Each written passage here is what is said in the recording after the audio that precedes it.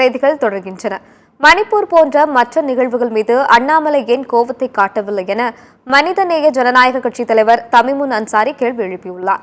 திருப்பூரில் மனிதநேய ஜனநாயக கட்சி நிர்வாகிகள் சந்திப்பு கூட்டம் கட்சி தலைவர் தமிமுன் அன்சாரி தலைமையில் நடைபெற்றது. பின்னர் செய்தியாளர்களை சந்தித்த தமிமுன் அன்சாரி, முன்னாள் பிரதமர் உயிரிழந்த நிலையில் கவுண்டமணி போல சாட்டையால் அடித்துக்கொண்டு அண்ணாமலை கேளிக்கை நிகழ்ச்சி நடத்துவதாக விமர்சித்தார். மேலும் மணிப்பூர் போன்ற மற்ற நிகழ்வுகள் மீது அண்ணாமலை ஏன் கோபத்தை காட்டவில்லை என கேள்வி எழுப்பினார்.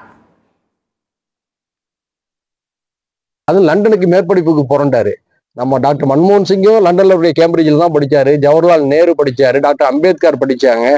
இப்படி எண்ணற்றவர்கள் அங்க போய் கல்வி கற்று மேம்பட்ட அரசியலா தமிழ்நாட்டுக்கு கொண்டு வந்தாங்க. இவர் நவீன காலத்துல சமீபத்துல தான் லண்டனுக்கு போனாரு. போயிட்டு வந்ததுன்னு ஒரு என்ன ஆச்சுன்னு தெரியல, சாட்டை அடிக்கக்கூடிய போராட்டம் அறிவிக்கிறாரு. நேற்று முன்தினம் அந்த மாணவிக்கு ஒரு அநீதி நடந்தது என்றவுடன் எல்லாருமே கண்டித்தார்கள், கட்சி மாறுபட்டு எல்லாருமே கண்டித்தார்கள். அந்த சம்பவமே இப்போது திசை மாறிவிட்டு இப்ப யாரும் அதை பத்தி பேசுறதே இல்லை.